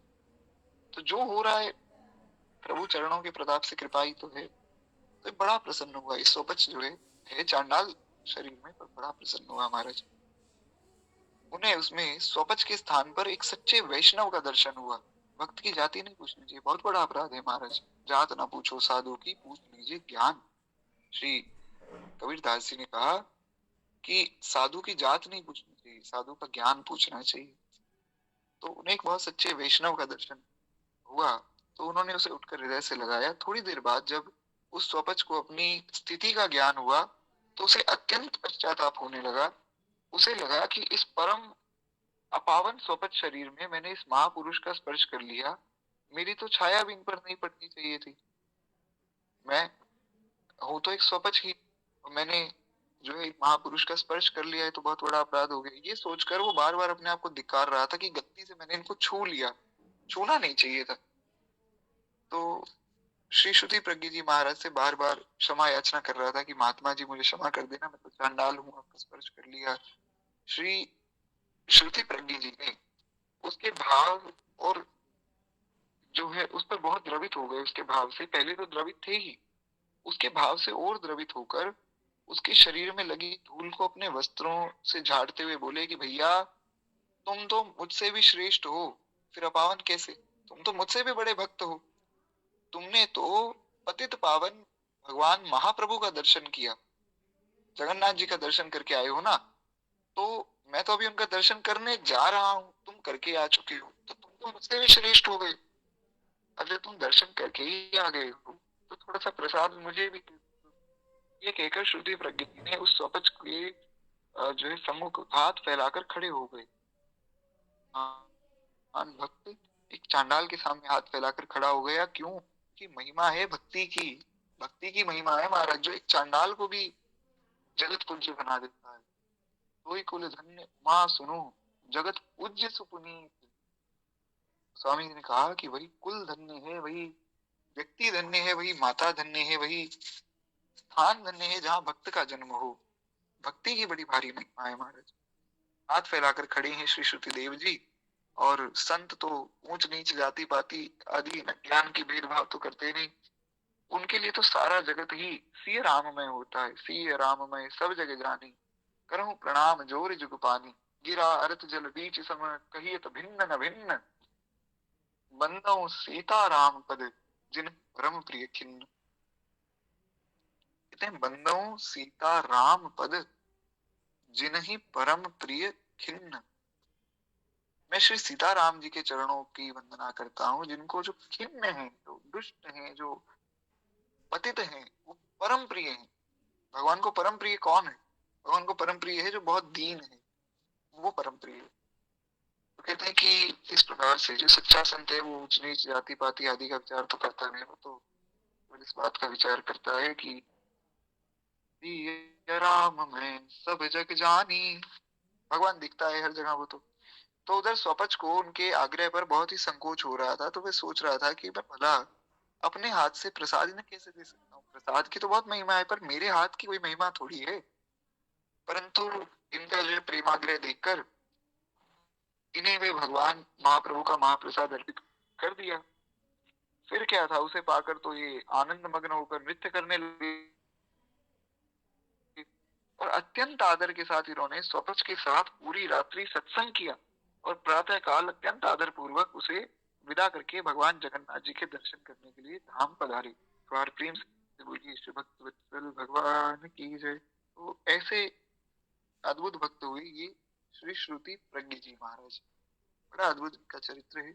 और अब जो है हम इस चरित्र को यही विश्राम करके दोहावली जी का कुछ एक दो भाव सुन लेंगे, उसके बाद से हम वाणी का विश्राम करेंगे। दोहावली जी भी साथ में सुन रहे थे।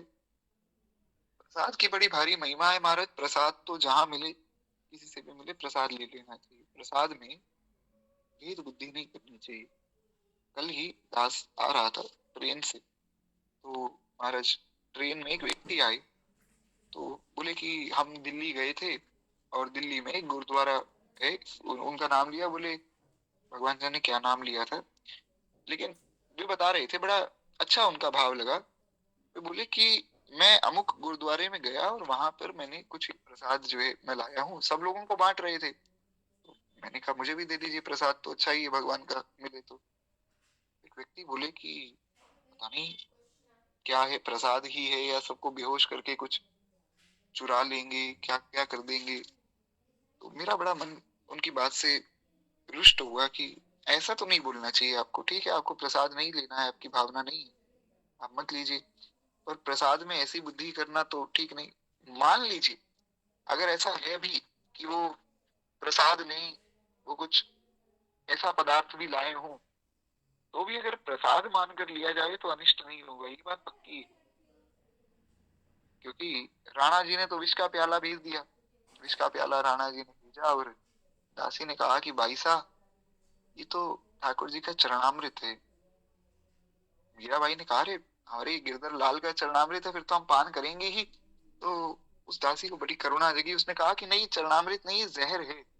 राणा जी ने भेजा और जहर की एक बूंद जीभ पर रखते ही बाई साहब जीवन तुम्हारा समाप्त हो जाएगा। पर धन्य है श्री मीराबाई ने कहा कि अगर ये जहर भी हो तो अब मुझे कोई उससे परवाह नहीं, क्योंकि पहले तुमने चरणामृत का नाम ले लिया, मैंने भावना चरणामृत की कर लिया, तो ये चरणामृत ही है।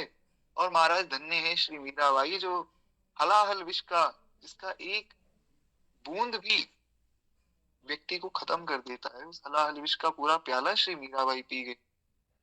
माई रे माई सांवरे रंग राची। मीराबाई ने कितना सुंदर भाव कहा कि देखो, अभी तक तो मैं गौर वर्ण की थी ही, लेकिन आज ये विष पीते, ये अमृत पीते ही मेरा रंग भी नीला नीला पड़ जाता है ना शरीर, जब जहर कोई पीता है, तो मेरा रंग भी श्याम हो गया। माई री माई सांवरे रंग राची, सांवरे के रंग में रच गई हूँ, ऐसा भाव हो तो महाराज फिर विष भी अमृत हो जाता है। अमृत हुआ महाराज मीराबाई के लिए, वो विष अमृत हुआ। खैर एक बार प्रेम से बोलिए भक्त वत्सल भगवान की जय। तो इस प्रकार से हम लोग भी दोहावली जी में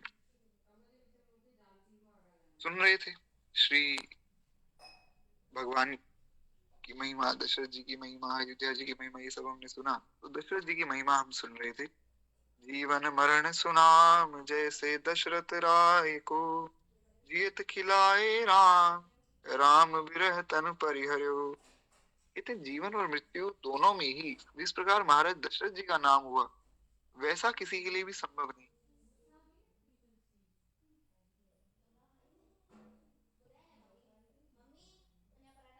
नारायण।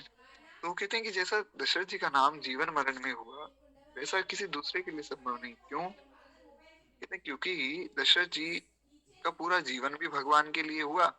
जीवन भर जो है राम जी को गोद में खिलाया, और शरीर छोड़ा तो राम जी के विरह में छोड़ा। राम राम कही राम कही, राम राम कही राम। श्री दशरथ जी ने 6 बार राम कहा, 6 बार राम कह के राव गए सुर धाम। तो इस प्रकार से दशरथ जी की महिमा भी हमने सुनी। एक बार प्रेम से बोलिए श्री दशरथ जी महाराज की जय। अब हम आगे बढ़े और जटायु जी का जो भाग्य है उसके विषय में चर्चा करें। प्रभु में बिलोकत गोद गत, सिय हित घायल नीच, तुलसी पाई गीधपति, मुक्ति मनोहर मीच। तुलसीदास जी कहते हैं कि गृधराज जटायु तो धन्य है जो सीता जी को छुड़ाने के लिए खुद घायल हो गए।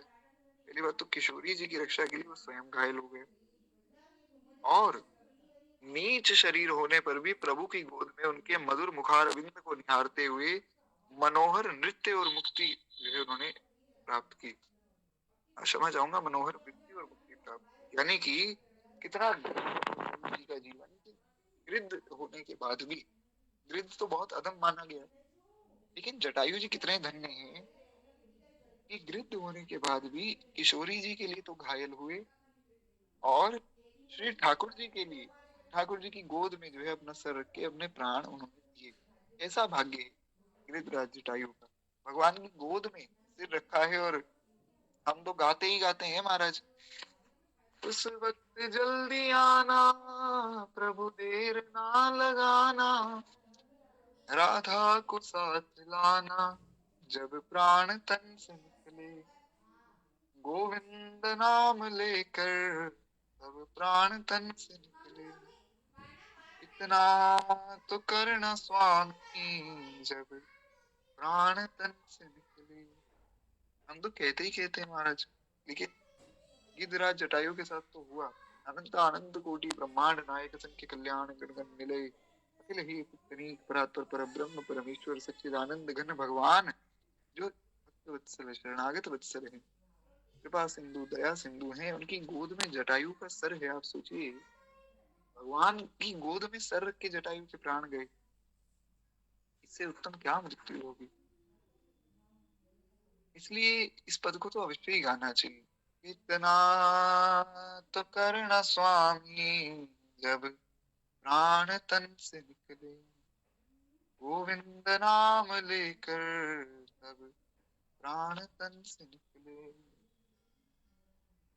श्री गंगा जी का तट हो आंख मंजिल हो, गंगा जी का तट हो यहाँ का मंजिल हो, गिरफ्तारी हो प्राण ले, गोविंद नाम लेकर तब प्राण तन से निकले। बोले श्री गोविंद भगवान की जय। इस प्रकार जटायु जी का भाग्य बड़ा अद्भुत है। वो स्वामी जी कहते हैं, बिरथ कर मरत भगत मुनि सिद्ध ऊंच अरुणीच, तुलसी सकल सिहात सुनी गीधराज की मीच। तुलसीदास जी कहते हैं कि गीधराज की इस प्रकार की जो दुर्लभ मृत्यु है उसका समाचार सुन के विरक्त कर्मयोगी भक्त ज्ञानी मुनि सिद्ध ऊंचे नीचे सभी लोग उनकी ईर्ष्या करने लगे। सब लोगों को ईर्ष्या हो गई कि भगवान की गोद में सर रख के इन्होंने प्राण दिए। ईर्ष्या यहाँ जो आध्यात्मिक जगत की ईर्ष्या है वो ऐसी ईर्ष्या नहीं है जो स्वरूप से बुरी हो। ये ईर्ष्या तो अच्छी है। ईर्ष्या मतलब ऐसा सबके मन में भाव हुआ कि हमारे भी ऐसे ही प्राण निकले। इसके मन में भावना हो कि भगवान बैठे हैं और महाराज उनकी गोद में सिर रख के हमारे प्राण गए, इससे उत्तम क्या होगा। मुए मरत मरी है सकल घरी पहर के बीच, लही न काहि आज लो गीध राज की मीच। स्वामी जी कहते हैं कि आज तक कितने मर गए, पता नहीं कौन कौन मर गया महाराज। बाबा यह मुर्दों का गांव, मलुकदास जी का पद है। संत मुए बैरागी मुए, कहते हैं कि सब मरे। संत मुए बैरागी मुए, मुए राज सन्यासी। संत भी मर गए जो लोगों को आशीर्वाद देते हैं महाराज चिरंजीवी भव, वो भी मर गए। बड़े बड़े बैरागी मर गए, सन्यासी मर गए, राजा मर गए, अरंक मर गए। और कहाँ तक इस पद में बहुत विस्तार में उन्होंने कहा, पूरा पद तो मुझे याद है। और मलुकदास जी कहते हैं कि कहाँ तक कहूं, अरे जो सबको बनाने वाले ब्रह्मा है वो भी मर गए, एक नहीं मरा। एक नहीं मरा जो दिव्य परमानंद गण है, जो भगवान है, बस वो नहीं मरे, बाकी सब मर गए। बाबा यह मुर्दों का गांव, सारा संसार मुर्दों का गांव है। यह संसार सकल जग झूठा, कहा ना मीराबाई ने, गिरधर जन्म मरण साथी। बस एक भगवान ही है जो सदा सदा से हमारे संग ही हैं और सदा सदा से रहेंगे। सब मर गए, भक्त नहीं मरा, भगवान नहीं मरे। बस तो गोस्वामी जी ने कहा कितने लोग मरे हैं, कितने लोग जीवित हैं, कितने ही मर गए।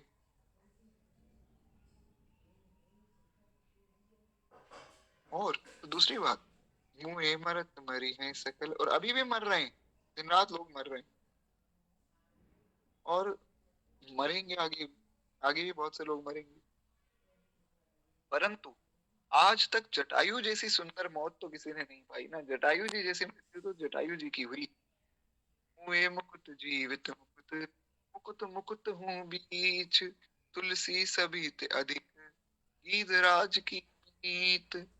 कहते हैं कि कई ऐसे लोग हैं जो मरने पे मुक्त होते हैं, कोई जीते जी मुक्त हो जाते। कई ऐसे भक्त होते हैं, आप खूब नाम जप करें, खूब कथा सुने तो आप जीते जी मुक्त हो जाएंगे, विश्वास नहीं। आपको मरने के बाद मुक्त नहीं होना पड़ेगा। ऐसा क्या प्रमाण है, क्या ऐसा पुष्टि करेगा कि हम मुक्त हो गए। जिस दिन भगवान का साक्षात्कार हो जाए तो समझ लीजिए आप मुक्त हो गए, आप जीते जी मुक्त हो गए। तो कहते हैं कोई मरने पे मुक्त होता है, कोई जीते जी मुक्त होता है। हाँ, तो गोस्वामी जी महाराज कहते हैं कि मुए मुकुत जीवत मुकुत, और मुकुत मुकुत हूँ बीच। आशा करता हूँ मेरी आवाज आ रही होगी आप लोगों को। गोस्वामी जी कहते हैं कि कोई मरने के बाद मुक्त होता है, कोई जीते जी मुक्त हो जाता है। मुक्तों मुक्तों में भी भेद होता है, जो मुक्त है उनमें भी भेद है, क्योंकि कोई मरने के बाद मुक्त हुआ है, कोई पहले ही मुक्त हो गया है। तो तुलसीदास जी कहते हैं इन सब मुक्तियों में सबसे बढ़कर जो मुक्ति हुई, जो सबसे बढ़िया मृत्यु हुई, वो हुई श्री गीधराज जटायु जी। जटायु जी जैसी मृत्यु तो ना भूतो ना भविष्यति। जटायु जी जैसी मृत्यु तो जटायु जी की ही हुई महाराज। तो एक दोहा और सुने हम लोग, एक बार प्रेम से बोलिए, वत्सल भगवान की जय। रघुवर बिकल बिहंग लखी, सो बिलो कही तो वीर। सिय सुध कही सिय राम कही, देह तजे मति धीर। कहते श्री रघुनाथ जी ने बड़ी पीड़ा से व्याकुल हुए उस घायल जटायु को देखा, तो उस धीर बुद्धि जटायु ने दोनों भाइयों को देखा। कितनी अद्भुत मृत्यु है कि राम जी जटायु जी को देख रहे हैं, जटायु जी राम जी को, लक्ष्मण जी को देख रहे हैं, और देखते ही देखते वो पीड़ा मुक्त हो गया। बड़ी पीड़ा में थे जटायु, बड़े कष्ट में थे, लेकिन जब राम जी को देख लिया, जब भगवान को ही देख लिया, स्वयं सच्चिदानंद घन प्रभु जब सामने है, तब कैसी पीड़ा। कह हनुमंत विपति प्रभु सोई, जब तब सुमिरन भजन न हो। कहते महाराज जटायु जी ठाकुर जी को देखा तो सब पीड़ा से मुक्त हो गए। उन्हें सीता जी का समाचार सुनाकर, सीताराम सीताराम सीताराम जय सीताराम, सीताराम सीताराम कहते हुए भगवान को देखते देखते उनकी गोद में ही जटायु ने प्राण त्याग दिए। ऐसा अद्भुत जो है जटायु जी का भाग्य हुआ। बस एक दोहा और सुने, उसके बाद वाणी को विश्राम देंगे। दशरथ ते दस गुण भगति, सहित तासु करि काज। सोचत बंधु समेत प्रभु, कृपा सिंधु रघुराज। कितना अद्भुत भाग्य है जटायु जी का, विचार कीजिए। कृपा के समुद्र श्री रघुनाथ जी ने अपने पिता दशरथ से भी 10 गुनी भक्ति सहित उनका मृत्यु संस्कार किया। दशरथ जी का संस्कार नहीं किया भगवान ने, दशरथ जी का संस्कार तो भरत जी ने किया। लेकिन कितनी कृपा है, कितनी अद्भुत भाग्य है श्री जटायु जी का, कि अनंत अनंत कोटि ब्रह्मांड नायक सर्वेश्वर परात्पर पर ब्रह्म भगवान सच्चिदानंद भगवान जो है जटायु का पितृकर्म करने आए, मृत संस्कार किया भगवान ने जटायु जी का। इससे बड़ी क्या कृपा होगी महाराज, इससे बड़ा क्या भाग्य होगा। आप विचार कीजिए कैसे अद्भुत जटायु जी के भाग्य। भाई लक्ष्मण जी सहित उनकी मृत्यु के लिए भगवान शोक कर रहे हैं, भगवान रो रहे हैं, अरे आप तो मेरे पिता समान है, आप कहाँ जा रहे हैं। और उसके बाद कहा भगवान ने, आप अगर पढ़ें वाल्मीकि रामायण पढ़ें और रामचरितमानस पढ़ें, मैं आपको एक प्रमाण दे देता हूँ, आप पढ़िएगा वाल्मीकि रामायण में। भगवान ने कहा कि भैया लक्ष्मण, मैं तुम्हें क्या बताऊं, अरे जब तक जटायु जी थे मुझे लगता था कि पिताजी का हाथ मेरे सिर पे है, आज जटायु जी चले गए तो मुझे लगता है कि आज मेरे पिता का हाथ चला गया। वो ऐसा नहीं कि केवल कहने के लिए कह दिया इन संतों ने, जटायु जी को पिता माना है भगवान ने, रोए हैं श्री ठाकुर जी जटायु जी। ऐसा भाग्य है। एक बार प्रेम से बोल, जटायु जी महाराज की जय। हम तो बारंबार प्रणाम करें ऐसे महान भक्त के श्री चरणों में, जिनका ऐसा भाग्य है। खैर जटायु जी को प्रणाम करते हुए वाणी को विश्राम देते हैं। भक्तमाल जी की 2 मिनट हम प्रेम से आरती करें, उसके बाद वाणी को विश्राम देंगे। किसी का कोई प्रश्न आदि हो तो आप लोग यहाँ लिख सकते हैं। और कल की कथा का जो समय है वो मैं शाम तक सूचित कर दूंगा, 5-6 बजे तक आप लोगों को बता दूंगा। इस धन्य नाभ भारती की आरती आरत करे, ये भक्त भगवत की कथा सब विश्व का मंगल करे। इस धन्य नाभ भारती की आरती आरत करे, नर जाति जब माया विवश ज्ञान तम में पक गई। जन भारती आभा तभी जग जग गई, जगमग गई। ज्ञान माया मोह तम की काली माँ कलई धुली। सत प्रेम समता सत्य सुख शुचि कंज कलिकाई खिली। उलूक कल कलि मल सकल उड़गन प्रवाहत हो गए।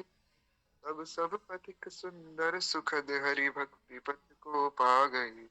इस भक्त माला के सकल हरि जन दाया करो। सच्ची अहिंसा भक्ति में विज्ञान दे माया हरो, इस धन्य नाभा भारती की आरती आरत करे। बोले भक्त वत्सल भगवान की जय, बाल कृष्ण लाल की जय, उमापति महादेव की जय, सब संतन की जय, सब भक्तन की जय, आज के आनंद की जय, श्री भक्तमाल